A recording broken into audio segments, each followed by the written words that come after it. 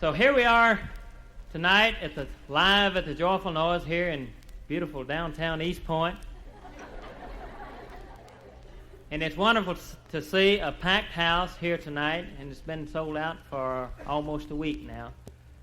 And I'm sure the reason that you folks have come is to hear the group that we have here tonight. So let's get together and make welcome Wendy Bagwell and the Sunliters.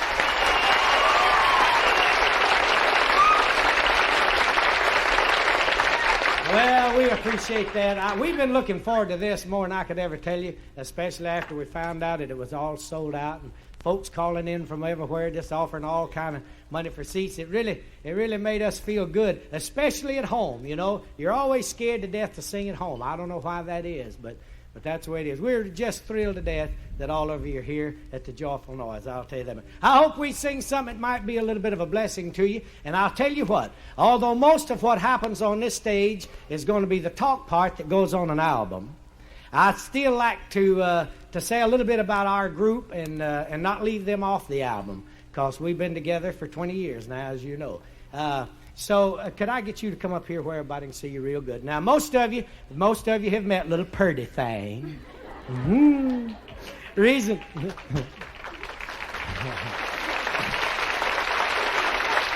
I call her Little Purdy Thing is because so many little old women come up to the record booth and say, "You the purtiest little old thing." Mm-hmm. The other night we were somewhere and some little old lady come up there and said, "Where'd you get all that pretty hair?" I started to tell her. This is Little Jan, our bass-picking, piano-playing, heart-blowing alto singer, Little Jan. Yeah. And then there's Geraldine.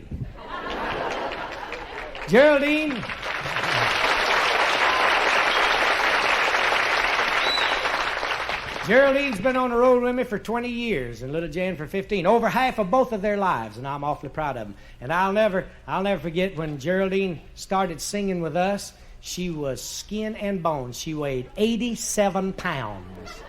That's the truth. We had to stop the car about every 40 miles and let her get out and dry heave. She is sick all the time. She was skinny enough to hang a house. A lot of you remember back then, and back then is when all the girls wore crinolines, remember? And they used to wear about 14 crinolines, and their dresses would be out, look like parachutes or something, with all these crinolines, and there was Geraldine's two legs. Looked like two toothpicks and a cauliflower.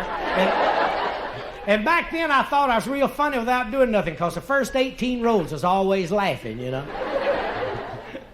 But old Geraldine, I remember back then that the greatest desire she had, and the one thing she always wanted, was to weigh 100 pounds. She was always talking about if I could just gain weight, if I could just weigh 100. And finally she gained. And she gained, and she gained, and she...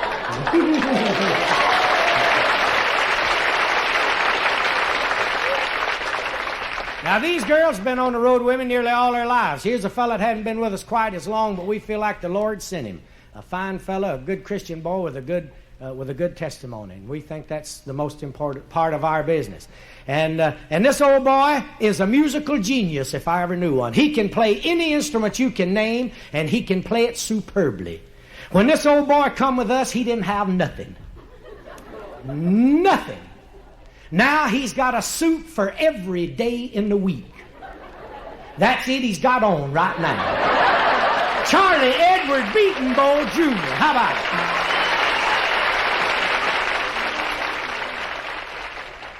But Wendy, what I want you to do is to tell them that story that you told me yesterday about Ralph Bennett's Volkswagen. Oh, okay. You ain't never heard nothing till you've heard about Ralph Bennett's Volkswagen. I appreciate that, buddy. Thank you. The beautiful part about this is that old Ralph Bennett is with us tonight. And he's up from home with us, and we're thrilled about that. But Ralph Bennett was the first man that I ever knew to own one of them little Volkswagen cars. And old Ralph was thinking about the high price of gasoline before it even got high. And I remember this was a long time ago, and this is when they first started sending them over here. As a matter of fact, I never had even saw one of them. And old Ralph got me and old D.A. Tucker to go down to Jacksonville, Florida with him to get his little Volkswagen car that he's having shipped over here. Now, you know, they ship them little Volkswagen cars over here on the ocean. And that's how come we had to go down to Jacksonville, Florida to get it. Because we ain't got no ocean in Smyrna, Georgia. But old D.A.'s brother, Leonard, took us down to the bus station to get on the Greyhound bus and go down there after that little old Volkswagen car. And I remember we got to the bus station real early where we could all get us a window, you know. None of us had ever been anywhere, and there we was going all the way to Jacksonville, Florida, and we went off down there, and we got down there in Jacksonville, and I never will forget when we got out there to the place where he is supposed to pick up that little old Volkswagen car. I thought that was the ugliest thing I had ever laid my eyes on, and me and old D.A. just commenced to laughing, you know. and we figured old Ralph done bought him something there. He didn't know what it didn't even look like we could all get in it. And we got to laughing at how ugly. Well, old Ralph said he had seen one before, but don't think he had. I believe he has seen it the first time right with us. But anyway, the man come over there. Now, this is a fact, what I'm telling you with my hand up. The man come over there and asked old Ralph, said, do you want me to show you how to drive this thing or tell you anything about it? And I could tell it made old Ralph about half mad. Yeah, Ralph's got a high school education. He has. He went clean through high school. Actually, most of the time he is clean. But it kind of insulted old Ralph, don't you see? Old Ralph said, I can drive anything with wheels on it. Well, we got in that little old Volkswagen car, and we got the surprise of our life. There wasn't no words in it. On every one of them little old knobs, there's a picture. None of them have no words. And I guess it's because it come from over in Germany. But anyway, we sit down in there, and them pictures, you couldn't make out what they meant. At least me and Ralph and D.A. couldn't. But finally, old Ralph got that little old Volkswagen car in first gear, and off up that highway, we headed into Georgia. Now, whenever we left Georgia, it was freezing cold. And we was headed right back into that freezing cold, and I want you to remember that. But we headed back into Georgia, and then we got to thinking about how hungry we was. You see, we hadn't eaten since we left Atlanta. Now, the bus stopped 2 or 3 times. And there's 2 reasons how come we didn't get off. Number 1, we was afraid of getting left. Number 2, we didn't want to lose our place by the window. There's a time or two we might not have died on that.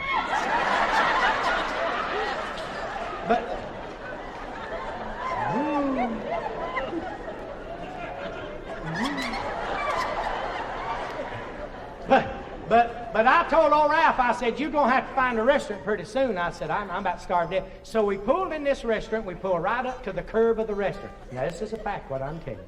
We pulled right up to the curb of the restaurant and went in and got us a weenie. We come back out and got in that little old Volkswagen car, and old Ralph started trying to put that thing in reverse. You ain't never seen nothing to beat it in your life. Ralph hunted everywhere for reverse on that thing. I hunted it, D.A. hunted it. There just wasn't no reverse on that little old Volkswagen car. Every now and then old Ralph said, I believe I got it now, and back up over that curve we'd go.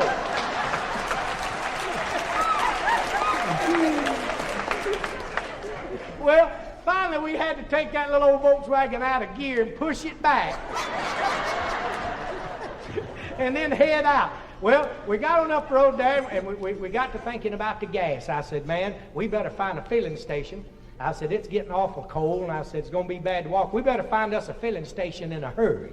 Well, we spotted one. Old Ralph pulled off the highway down into this filling station. We pulled in there, and old Ralph said, fill her up. And that old boy said, you pulled up too far.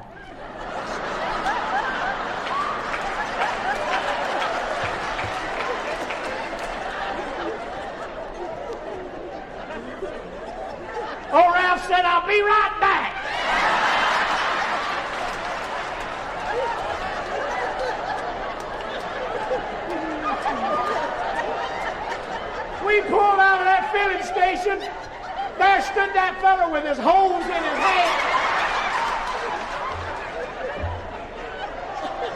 looking at us like we was a bunch of idiots. We pulled out of that filling station, went up the road, come across and back down, pulled back in. Ralph said, now fill her up.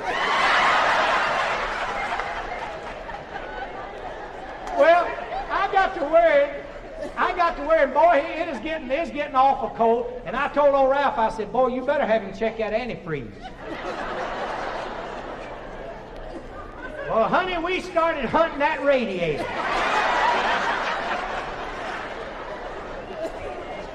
That old fella at the filling station, he never had seen one of them things either.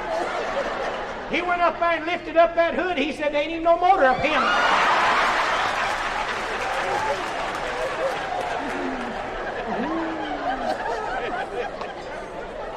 Well, it didn't take us long to find the motor. We still ain't found that radiator. But anyway, we pulled on out of there. We headed off up that road, and the further we got up into Georgia, the colder it got. I'm here to tell you we was about to freeze to death, and we started hunting that heater. I'm going to tell you, me and old D.A. and Ralph, we went all over that little old Volkswagen car trying to find that heater. Wasn't no way we could find no heater. Finally, I found some kind of little old knob down there in between me and Ralph in the front seat, and I reached for it. Ralph said, hold it, hold it, hold it. I said, what's the matter? He said, don't pull that. The bottom line will fall out of this thing.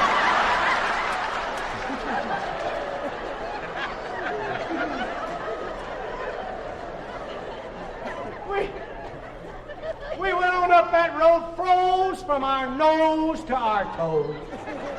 We went on, we got nearly back to Atlanta, and here come the police. I said, oh, me, what we've done? He pulled us over, and Ralph said, man, what'd I do? He said, well, now whenever we left Jacksonville, Florida, we had one of them little old cardboard tags on the back of that thing. It must have blowed off.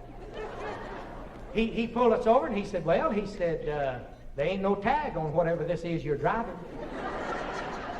And he said, you're supposed to have one. Old Ralph said, well, I'm going to tell you something, Mr. Police. He said, there also ain't no reverse. There also ain't no radiator. And there also ain't no heater, and I'm glad we won the war.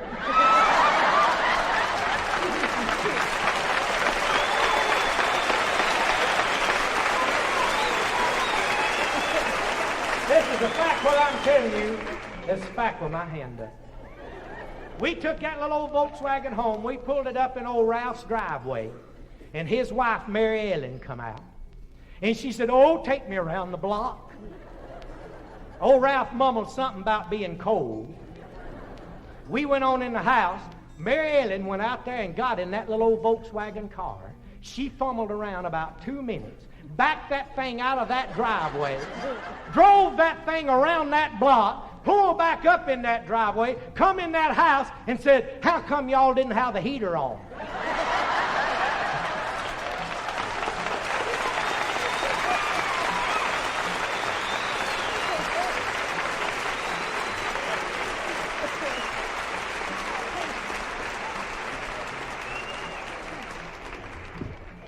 One person I'd like to mention that's here is my sister Marcelle, and she's the one that raised me. And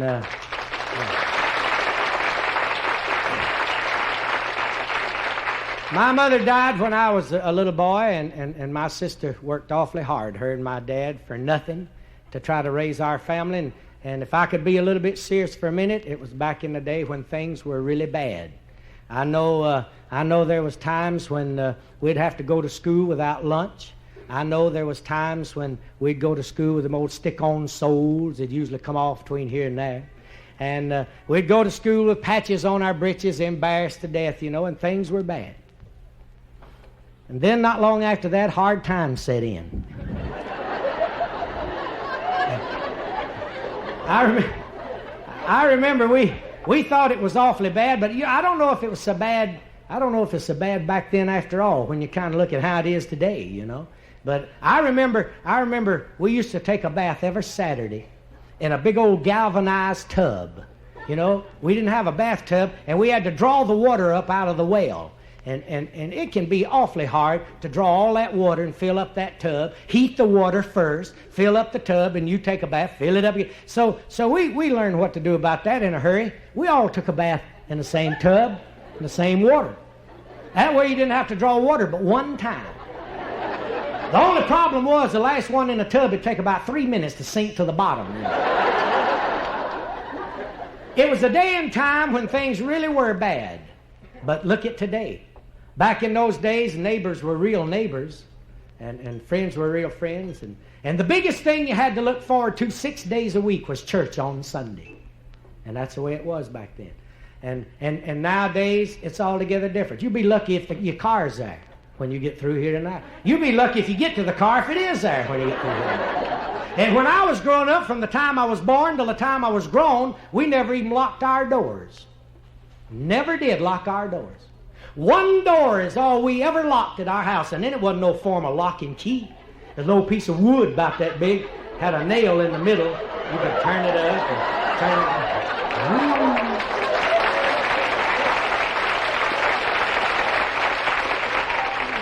Well, I see y'all been down that path. Memorial Hall Auditorium in Dayton, Ohio. Let's give a hand to the great rattlesnake man, Mr. Wendy Rattlesnakes Bagwell.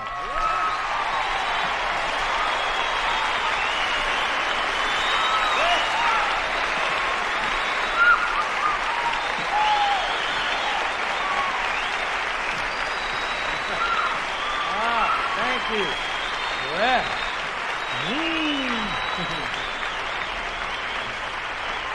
Now, well,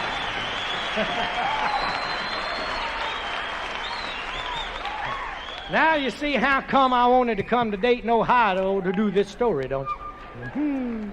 I knew y'all would do that. Y'all are a good bunch.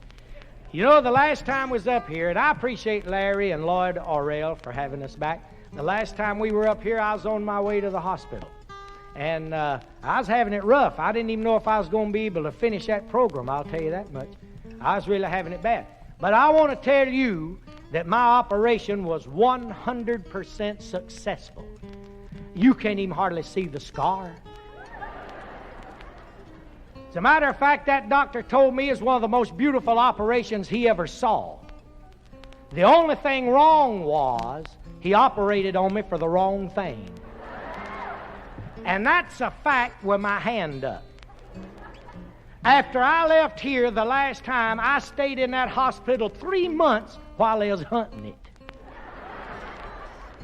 I had this pain up in my back behind my chest, and I never been sick a day in my life. So I was bumfuzzled by the whole thing. I didn't know what was happening to me. I didn't even have a doctor to go. I had to go to my wife's doctor. I didn't even have a doctor to go to. And he sent me right away to a heart doctor. As a matter of fact, I had a mess of heart doctors before it was over. For 3 months I had heart doctors. And I bet you I took 50 of them EGK tests,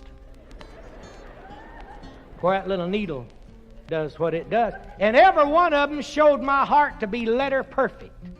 As a matter of fact, one of them doctors told me, he said, "Boy, you've got the heart of a man half your age." Can you imagine having a 14-year-old heart? This is a fact. There was no test made for the heart that they didn't give me and couldn't find nothing but a strong heart. One of them doctors said, "Boy, I don't know what's wrong with you, but whenever you die, they're going to have to beat your heart to death with a stick."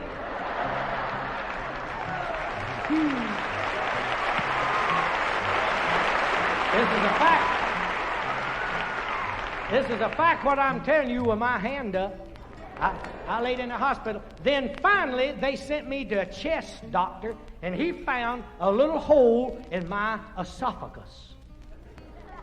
I didn't have no idea I had a hole in my esophagus. I didn't even have no idea I had esophagus. Well, whenever they operated on my esophagus, then they found out what was wrong with me. I had a clogged artery in my back that goes into my heart. And they didn't have no idea. And buddy, when they operated on me, I really had a clogged artery. They rushed me and my insurance policy right back to that hospital. I got insurance. It covers Hong Kong flu, provided you caught it in Hong Kong from a Siamese cat. But I went back to that hospital, and this is a fact what I'm telling you. I stayed in coronary care 10 days. Can you imagine staying in coronary care for 10 days? For any of you folks that ain't never been sick, that's the same as insensitive care. Well, that ain't funny. I almost had a cataract of wrist while I was in there.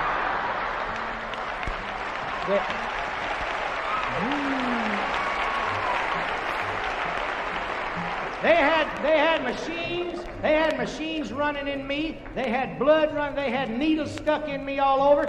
It was something terrible. And my wife could only come in there 2 minutes a day. That's how clogged my artery was. And this is a fact. I had a nurse that sit right there with me 24 hours a day. Except every now and then when she had to run out for a little bit. But that's how bad off I was. And let me tell you something. It's a fact with my hand up. While I was in coronary care, that nurse come in there one day and she said, Brother Wendy, she said, your brother is here. She said, you haven't seen him for many years. She said, he's flown from a far distant place. And we feel like we've almost got to let him come in for just 2 minutes. She said, do you think it'll bother you any? I said, well, I don't know. I said, whenever I come in here, I didn't have no brother.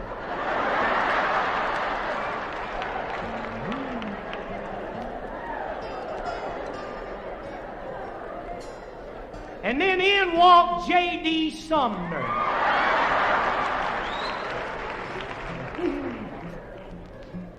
He just sat down there beside the bed, squalled 2 minutes, and left. Tender-heartedest man I ever saw. Well, I'll tell you, it was bad, but it didn't surprise me none. I'm a depression child. I was born during the Depression, and I've been a born loser ever since. Last week, I went in a restaurant, ordered a tuna fish sandwich, and got Charlie.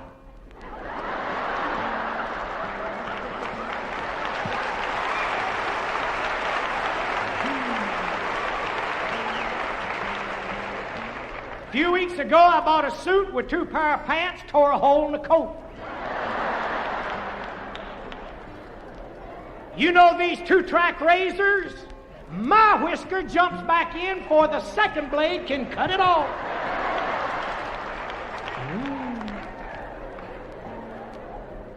Well, it's funny now, but it was bad then. This is a fact what I'm telling you with my hand up. I had one nurse come in my room. She was so sorry for me. She said, Brother Wendy, she said, I'll be fair with you. She said, you got needle holes all in you. You're all bruised up. She said, I don't even know where to stick this needle, and I didn't tell her.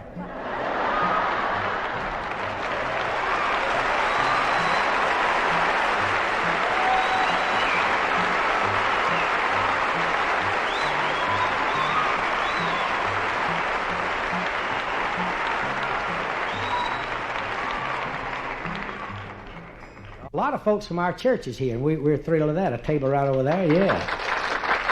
That's a Pleasant Grove Baptist Church, and they fixed this up for you, and you didn't know nothing about it, did you? Well, ain't it pretty? It says, Presented Reverend C.H. Simpson, October 19th, 1974, on the occasion of the 27th year of his new birth with our Lord Jesus Christ by the membership of Pleasant Grove Baptist Church. Did you ever get anything that nice in your life, preaching?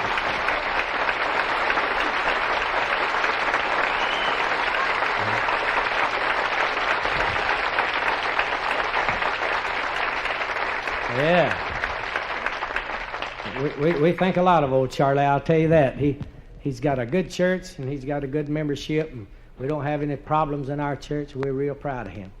I remember one time old Charlie got in the awfulest kind of fix. He says the worst fix he'd ever been in life. A guy came to his house, an old beat-up pickup truck with a dead dog in the back of it. I hate to bring this up right after supper.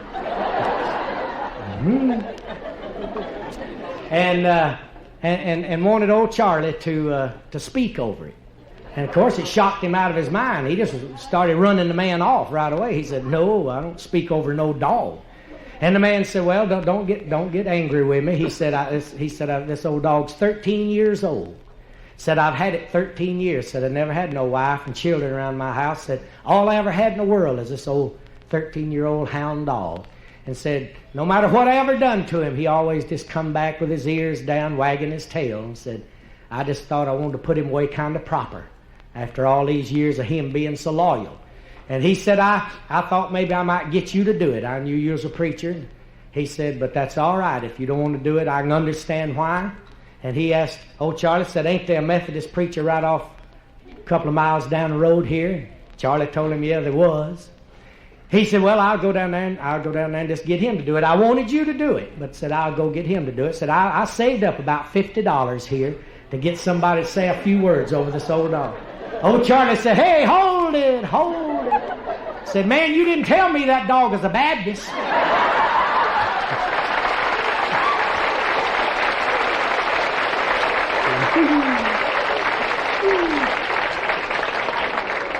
I'll get in trouble with that story.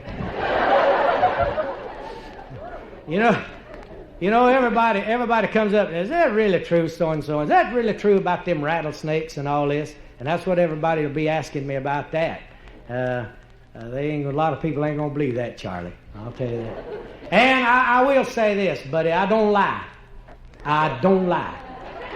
Exaggerate a little bit every now and then, yeah, but I don't lie. And I might have exaggerated a little bit on that story. That dog might have been 12 years old instead of 13.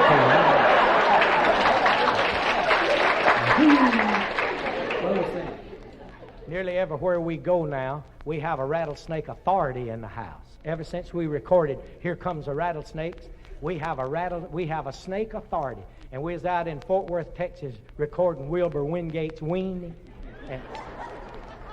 And I had this great old big Texan come up to me. And he said, "Brother Wendy," he said, "Ma'am, did you know there's a man following you?" Y'all together. All right. You can't be too careful nowadays.